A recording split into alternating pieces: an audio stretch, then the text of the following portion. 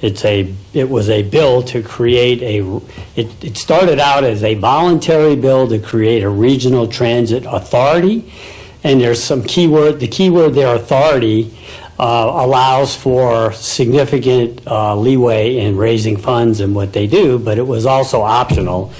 At the last minute, at the last subcommittee meeting late last week, a substitute was approved by an overwhelming majority of people who didn't know what they were talking about, but they approved a substitute which made it a mandatory creation of a regional transit committee. And they didn't provide any funding. I mean, I've posted on my Facebook page countless reasons why this is probably one of the worst bills I have ever seen, and I'm not going to take the time to go through all of those. Anyone who wants to can go read them. Plus, it's in the package with some bullets from the county. What I will say is, to the public, is just because someone gets elected doesn't mean they know everything. I've been working in transportation for 15 years representing Stafford County. I've been on FAMPO most of those years where I was on the Board of Supervisors. I served on the Transportation Committee. I've served in numerous boards and commissions across Northern Virginia. I've been on the VRE Op Board. I've been on the Potomac Rappahannock Regional Transit. Is it an organization? Authority. There are many layers to the transportation world that deal with funding and what they're supposed to do.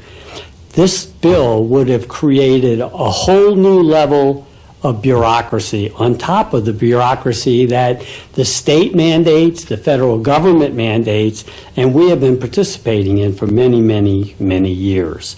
And that is the Fredericksburg Area Metropolitan Planning Organization. We have had issues on that commission lately, and they've made it into the press, and you can read them, but we need to resolve those locally and move forward. That's where the funding goes through, and the bill created by or introduced by Delegate Cole ignored all of those federal, state, and local mandates. My last point I'd like to make is that, in my opinion, the way this should have been handled was, if this was an important issue for Delegate Cole, he should have taken the time to come to the representatives of the Stafford Board, the Spotsy Board, the city, the two outlying King George and Caroline County, talk about issues. He should have went to FAMPO and the GWRC and talked about all these people, and what he would have done was learned that it's an extremely complicated process, and just waving his wand over creating another layer of bureaucracy was going to have absolutely no effect. We wouldn't be standing here today and making this resolution had the delegate and his office actually lived up to what they agreed to just yesterday, which was to totally pull the bill.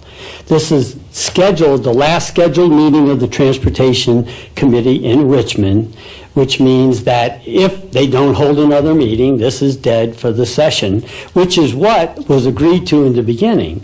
But there's nothing to say that tomorrow they couldn't call a committee meeting back together and pass the substitute that's still active inside the committee. So it's unfortunate that we had to do this, but if it goes as we hope it will, this will be a reset to what should have been done this time last year. If this was so important to Delegate Cole, he could have come up and I would have gladly sat down with him.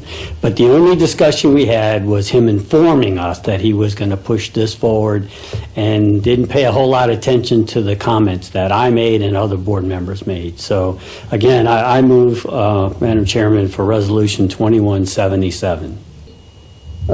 This board, past boards for the last 10 or 12 years, have made more transportation improvements in this county than in the previous 25 years. And with taxpayer approval, we've paid for a lot of it. So it really concerns me that we've got an individual in the House of Delegates that would just carte blanche say And matter of fact, he mentioned me by name and Delegate Mark Cole by name and Mark by name, that since we've been there, nothing had been done. And nothing could be further from the truth. So I hope in the future that he will open up a line of communication with this board. And I kind of attribute to the fact that he's new. He hasn't been there that long, and I understand that. I know what it was my first year on the Board of Supervisors. It took me a year to find a bathroom.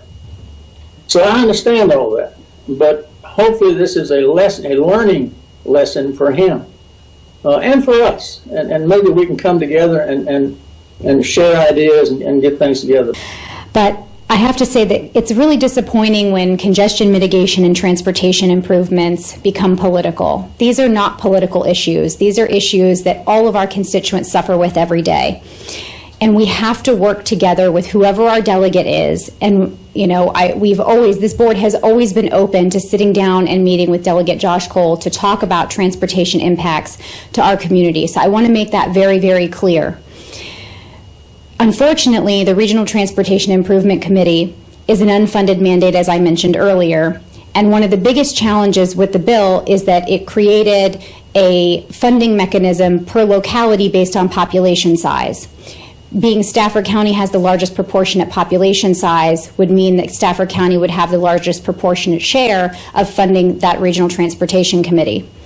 What is really an issue when we get into these regional committees, which we've talked about with the library, with FAMPO, is when we have to pay the most, but we have equal votes. So we have an unproportionate amount of money with an unproportionate share of votes for our Stafford constituents. And this would undoubtedly take money away from the roads in our SSYP, from Brook Road, from other roads that we're trying to accomplish things with in our transportation funds. In our general fund, it would essentially take away money from public safety and from schools to be able to form another layer of a bureaucratic committee, which we can absolutely not support as a board. And probably the most troubling aspect of this bill is that it allows developers to have a vote on where transportation should happen and transportation improvements should happen. And that is mind-boggling to me, how a developer could potentially pay his way into sitting on a regional committee to have a vote on where your tax money is spent. So that is why I severely oppose this bill vehemently and will support in honor of our resolution today to oppose HB 1910.